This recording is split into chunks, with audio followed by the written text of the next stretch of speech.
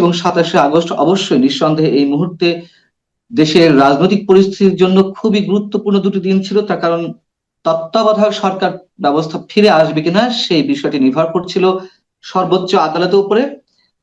যেহেতু পঞ্চদশ সংশোধনী বাতিল হয়েছে, ত্রয়োদশ সংশোধনীও বাতিলের রায়ের বিষয়ে যে রিভিউ আবেদন করা হয়েছিল তার শুনানি চলছিল, কিন্তু সেটি 21শে অক্টোবর পর্যন্ত নিয়ে যাওয়া হয়েছে। হাইকোর্ট সেই দিন, সুপ্রিম কোর্ট সেদিন শুনানি করবে।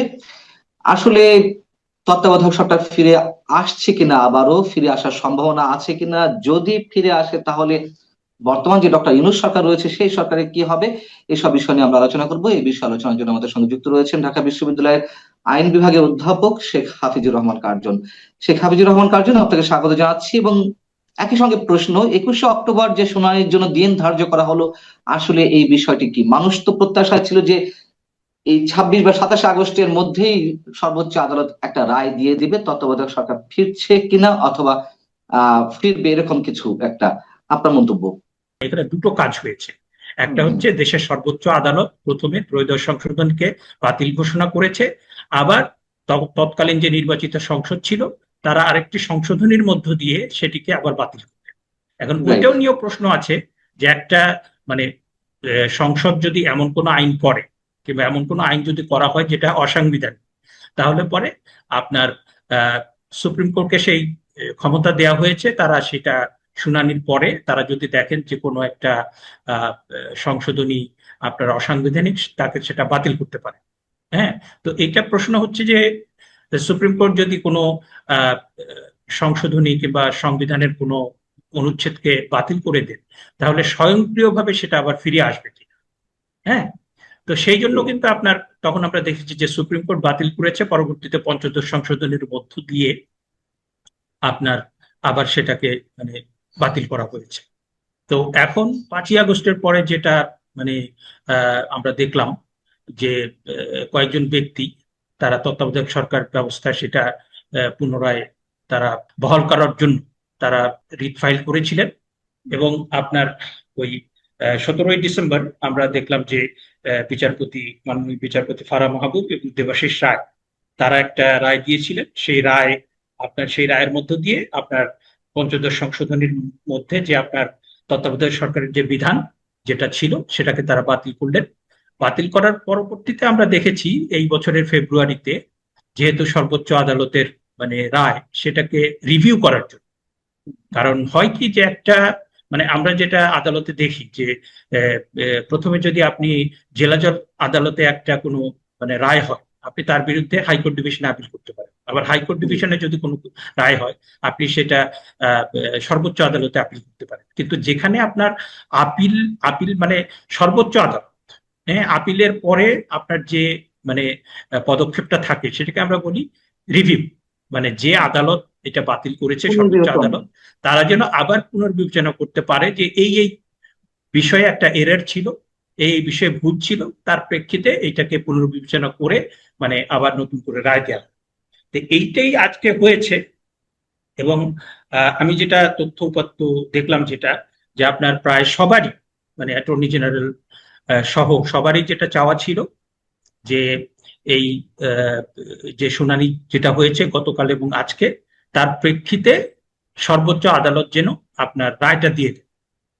তারা কিন্তু লিভ টু অ্যাপিল মানে অ্যাপিল মানে এই যে আপনার ত্রয়োদশ সংশোধনীকে বাতিল করার বিষয়ে যে রিভিউ, সেই রিভিউটা আপনার মানে রিভিউ করে সর্বোচ্চ আদালত জন্য বলে দেন যে তত্ত্বাবধায়ক সরকার ব্যবস্থা আবার সংবিধানে ফেরত আসলো এবং এর পরবর্তীতে নির্বাচনগুলো তত্ত্বাবধায়ক সরকারের অধীনে হবে। এই রায়টা তারা চেয়েছিল এবং সেটা সুপ্রিম কোর্ট নীতিগতভাবে একমত হয়েছে। কিন্তু সুপ্রিম কোর্ট একটু ভিন্ন দিকে কিংবা ভিন্ন কৌশল নিয়েছে। তারা যেটা বলেছেন যে আমরা লিভ টু অ্যাপিল দিলাম, মানে আমরা এই বিষয়ে আমরা একটা শুনানি চাই যে আপনারা যারা এটা আবেদনটা করেছেন আপনাদের পক্ষের আইনজীবী এই বিষয়ে আপনারা একটা শুনানি করবেন, আপনারা হিয়ারিং করবেন, সাবমিশন দেবেন। সাবমিশন দেওয়ার পরে ছিল হিয়ারিং এর জন্যই তো 26শে আগস্ট নির্ধারণ করা হলো এবং সেটা আংশিক শুনানির পরে 27শে আগস্ট হলো। তো এই হিয়ারিং বা লিভ টু আপিলের এটার মধ্যে সম্পর্ক কি, বা এটা কেন আবার নতুন ডেট দিতে হলো? হ্যাঁ, সেই জিনিসটা আমারও খটকা লেগেছে যে আপনার আমি অ্যাটর্নি জেনারেল মহোদয় তার বক্তব্য শুনলাম, এবং আইনজীবী জয়নুল আবেদিন, সাবেক সুপ্রিম কোর্ট আইনজীবী বার হুম, হুম, অ্যাসোসিয়েশনের সভাপতি, তার বক্তব্য শুনলাম।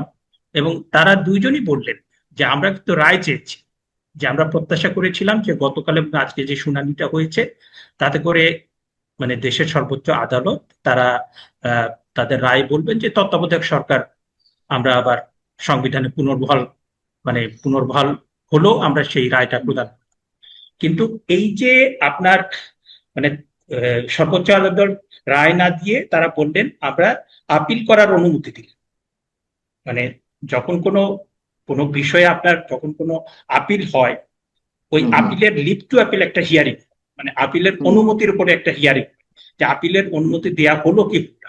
আপিলের অনুমতি যদি দেয়া হয় তাহলে পরে ওই মামলাটা চলবে, আর যদি জি, আপিলের অনুমতি যদি রিজেক্টেড হয়ে যায় তাহলে ওই মামলাটা চলবে না। তাহলে হুম, পরে আপিলের অনুমতি দেয়া মানে আপনার এখন এই মানে যে বিষয়টা সেটার উপরে আরেকটা হিয়ারিং হবে, হিয়ারিং হওয়ার পরে রায়টা দেবে। এবং আমরা এখানে একটা খটকার বিষয়, যে যেহেতু খুব গুরুত্বপূর্ণ একটা বিষয় এবং এটার সাথে রাজনীতি এবং আপনার ক্ষমতা জড়িত। হ্যাঁ, কারণ আমরা যেটা বুঝতে পারি যে হাইপোথেটিক্যালি যদি আমি ধরে নেই যে আজকে সুপ্রিম কোর্ট বললেন যে তত্ত্বাবধায়ক সরকারের যে বিধানটা ছিল সংবিধানে সেটা আবার সংবিধানে পুনর্গঠন করবে। পুনর্বহাল হবে, তখন প্রশ্নটা দেখা দেবে তাহলে পরে বর্তমান সরকারের কি হবে। হুম, কারণ বর্তমান সরকার তারা তো 5ই আগস্টের পরে একটা ডক্ট্রিন অফ নেসেসিটি, জি, মানে প্রয়োজনীয়তার যে নীতি, সেটার উপর ভিত্তি করে সেই সরকারটা সবার ঐকমত্যের ভিত্তিতে গঠিত হয়েছে। কিন্তু এখন এই 1 বছরের বেশি হয়ে যাওয়ার পরে আপনার আমরা সরকারের যে কর্মকাণ্ড দেখছি তাতে করে সেই ডক্ট্রিন অফ নেসেসিটির নীতি তো আর প্রযোজ্য হবে না। হ্যাঁ, হুম, হুম, কারণ ডক্ট্রিন অফ নেসেসিটি কতদিন থাকবে? 6 মাস, 1 বছর। এবং আমরা জানি যে আপনার এখানে প্রধান রাজনৈতিক দল, তারপরে সেনাপ্রধান, তারপরে বিদেশি যারা আছে, আমাদের সবার ধারণা যে একটা অন্তর্বর্তী সরকার কোনোভাবেই 1 থেকে 1.5 বছরের বেশি তাদের সময় কিংবা টেনিউর হওয়া উচিত। হ্যাঁ, কিন্তু এখন যে অবস্থাটা, যে প্রধান বিচারপতি যে প্রশ্নটি রেখেছেন যে তত্ত্বাবধায়ক সরকার কিভাবে গঠিত হবে বা কবে থেকে কার্যকর হবে, এখন কবে থেকে কার্যকর হবে, যেহেতু এই সরকার তো ডক্ট্রিন অফ নেসেসিটি ভিত্তিতে তৈরি হয়েছে। যদি তত্ত্বাবধায়ক ফিরে আসতো, তত্ত্বাবধায়ক গঠনের জন্য তো আর প্রধানমন্ত্রী দরকার ছিল না, বা সংবিধান যেভাবে আছে রাষ্ট্রপতি নিয়োগ দিবেন, সর্বশেষ রিটায়ারমেন্টে যাওয়া যে প্রধান বিচারপতি তাকে প্রধান উপদেষ্টা হিসেবে নিয়োগ দিবেন। যদি এর মধ্য দিয়ে আরেকটি বিতর্ক আছে, যে কেউ কেউ বলতেন যে সরকার ব্যবস্থা বা শাসন ব্যবস্থায় বিচারপতিদের দূরে রাখাই ভালো। এখন সেই বিতর্কটি কি এর মধ্যে আসছে, নাকি এই সরকার একটা সুযোগ পাওয়ার জন্য আহ এই প্রশ্নটি উঠেছে কিনা আমি জানি না, যে তত্ত্বাবধায়ক সরকার কবে থেকে কার্যকর হবে।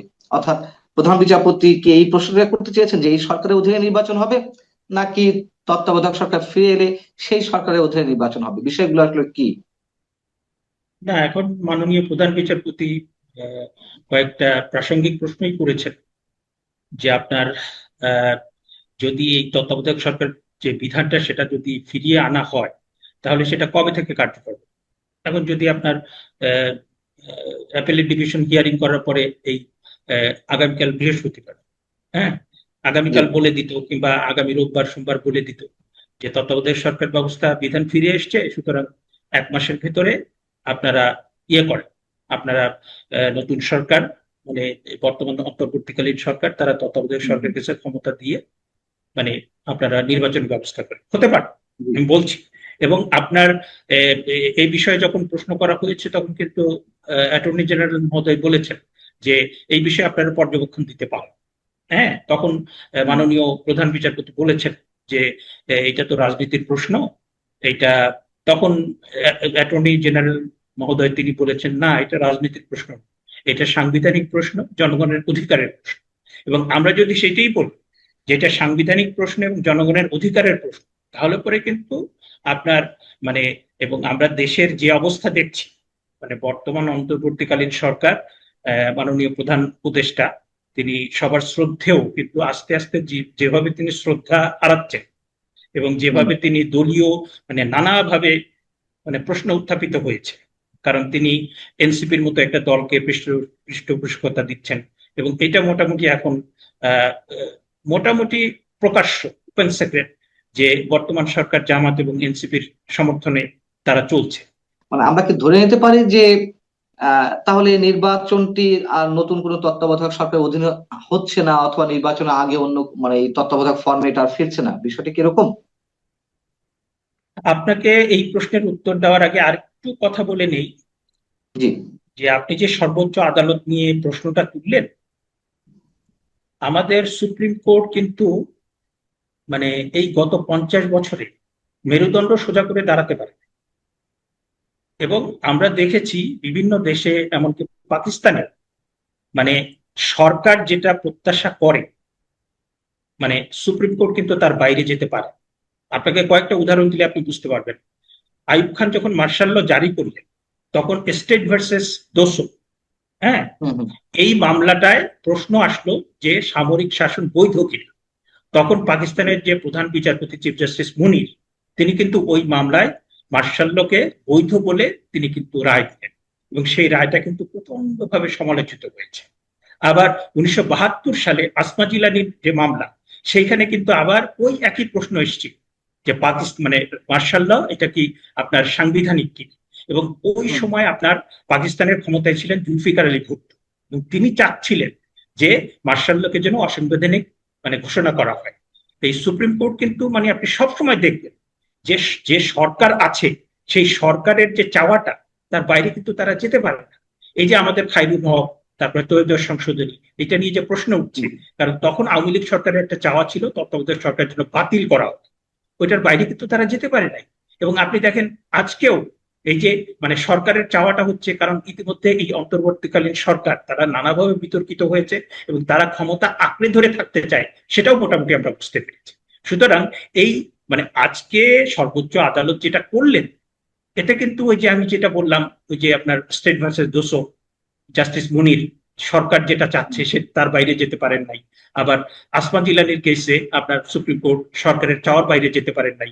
আবার আমাদের এখানে আপনার 2011 সালে আওয়ামী লীগের যে চাওয়াটা, সেটার বাইরে সুপ্রিম কোর্ট যেতে পারেন নাই। আবার এখন আমার কাছে যেটা মনে হচ্ছে যে সরকার ক্ষমতায় থাকতে চায়, কারণ আপনি আজকে এরকম রায়ও হতে পারত যে সবার শুনানি করার পরে সেই কথাটা বলেছেন আইনজীবী জয়নুল আবেদিন বলেছেন এবং অ্যাটর্নি জেনারেল বলেছেন যে আপনার যে শুনানি তো হয়েছে এবং আমরা সবাই কম বেশি একমত যে তত্ত্বাবধায়ক সরকারটা আমরা আবার ফেরত চাই।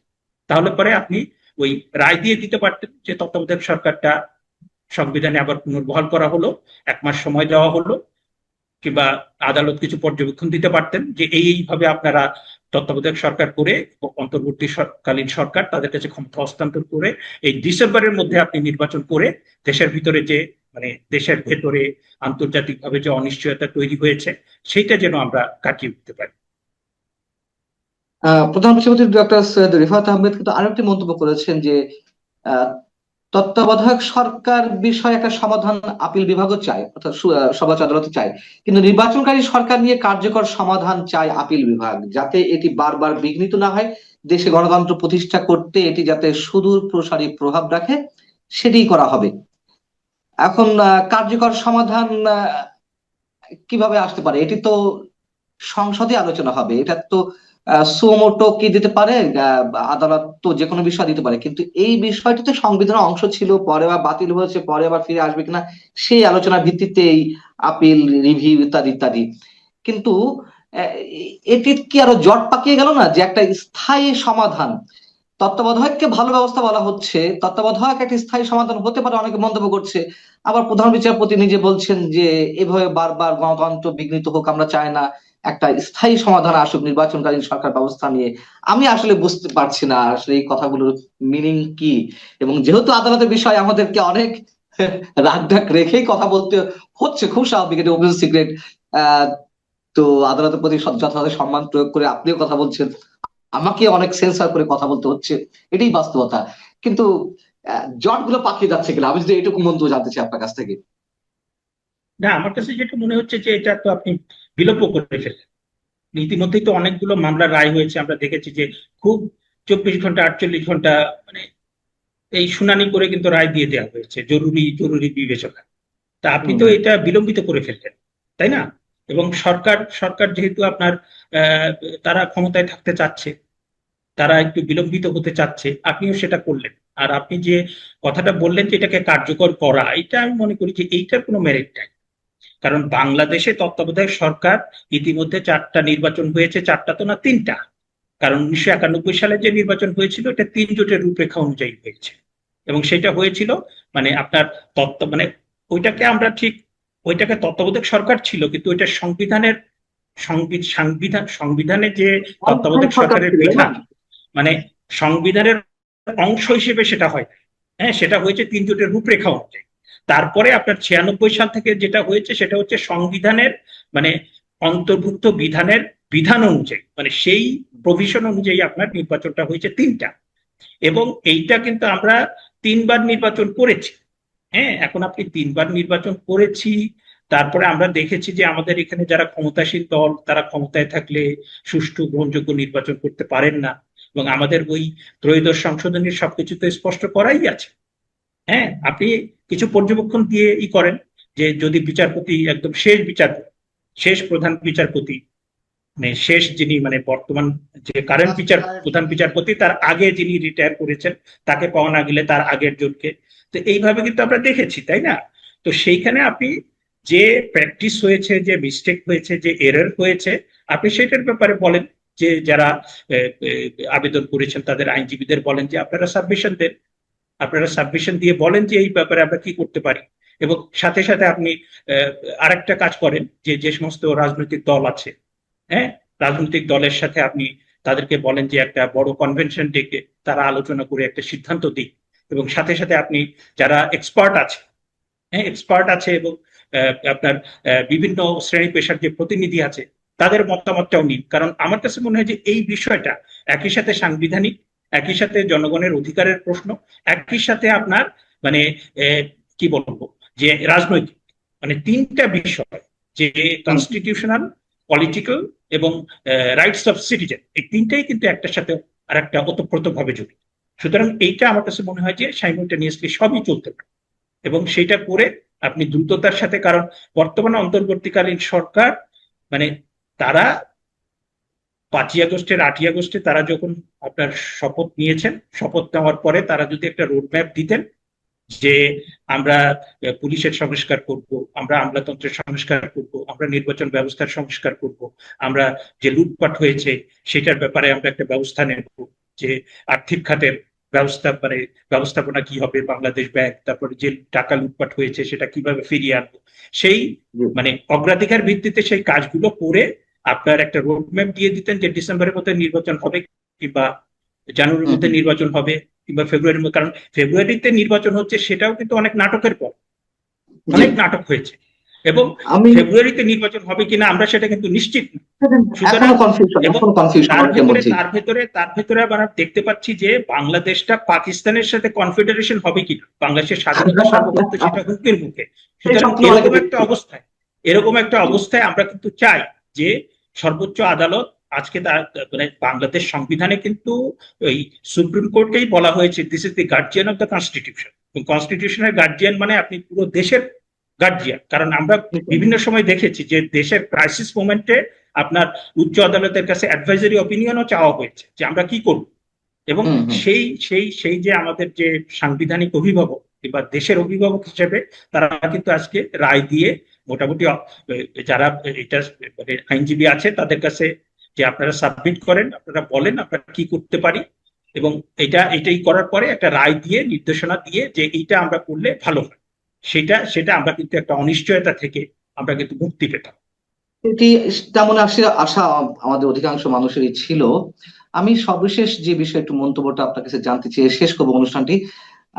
অ্যাটর্নি জেনারেল মোহাম্মদ আসাদুজ্জামান বলেছেন যে উনি একটু স্যাটায়ার করে বলেছেন যে ভূতের মুখে এখন রাম নাম, তত্ত্বাবধায়ক সরকার ব্যবস্থার পক্ষে আমরা ছিলাম, এখন সে তত্ত্বাবধায়ক সরকার ব্যবস্থা শেখ হাসিনাও চাইছেন।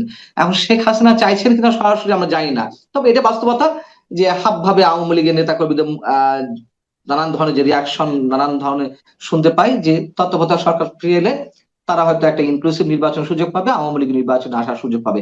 কিন্তু অ্যাটর্নি জেনারেলের এই বক্তব্যটি মানে এইভাবে কোট করার কারণটি কি? মানে এখন কি আওয়ামী লীগ চাইছে বিদায় ওরাও চাইবে না, বিষয়টি কি এরকম? আমি জাস্ট 30 সেকেন্ডের মধ্যে এত বক্তব্য মানে উত্তরটা চাইছি। না, আমার কাছে যেটা মনে হয় যে একটা দায়িত্বশীল পদে থেকে অনেক সময় এইরকম স্যাটায়ার না করাই ভালো। আর দ্বিতীয়ত হচ্ছে যে আমি ব্যক্তিগতভাবে মনে করি যে তত্ত্বাবধায়ক সরকারটা খুবই দরকার বাংলাদেশের জন্য, বাংলাদেশের গণতন্ত্রের জন্য। এবং আপনার মানে যেটা আমার কাছে সবচেয়ে বেশি পীড়াদায়ক, যে এখন আমরা মানে বর্তমানে যারা সরকারে আছেন তারা কিন্তু এই তত্ত্বাবধায়ক সরকার বাতিলের জন্য অনেক সমালোচনা করেছে, এবং তারা জি কিন্তু আওয়ামী লীগ সহ মানে আওয়ামী লীগের মানে আপনার কি বলে গালমন্দ করা যতভাবে করা যায়। কিন্তু আমরা যখন দেখছি যে তারা, যারা এত সমালোচনা করলেন, যারা এত গণতন্ত্রের কথা বললেন, তারাই ক্ষমতায় মানে আঁকড়ে ধরে থাকতে চান। মানে তাদেরই যে ক্ষমতার লোভ আমরা দেখছি, তাদের মধ্যেই আমরা যে দেশ বিক্রি করে দেওয়ার প্রবণতা দেখছি, তাদের মধ্যে যে দুর্নীতি দেখছি, সেটা কিন্তু মানে ভীষণ রকম মানে হতাশা, ভীষণ রকম মর্মান্তিক। এবং এটা হতাশা। কিন্তু আমাদের একটা খারাপ নজির হয়ে থাকে। জি, নিঃসন্দেহে এটি কোনোভাবেই মানে মেনে নেওয়া যায় না। মানে আমাদের কিছু করার নাই, আমাদের মেনে না নেওয়া এবং নেয়ার মধ্যেই থাকতে হবে, এছাড়া তো আমাদের কিছু করার নেই, তাই না? যেটা বলে আপনি হতাশা, আমাদের এটাই হচ্ছে আর কি। আল্লাহ ভরসা, যে আমাদের হচ্ছে আল্লাহ আল্লাহ ভরসা, right? ভরসা। হতাশা, হতাশা এবং আল্লাহ ভরসা, এক্স্যাক্টলি। অনেক ধন্যবাদ অধ্যাপক শেখ হাফিজুর রহমান কার্জন আমাদেরকে সময় দেওয়ার জন্য। দর্শক, শেষ করছি, নিশ্চয়ই নাটকীয়তা আরো থাকতে পারে। ভালো থাকুন। আল্লাহ হাফিজ।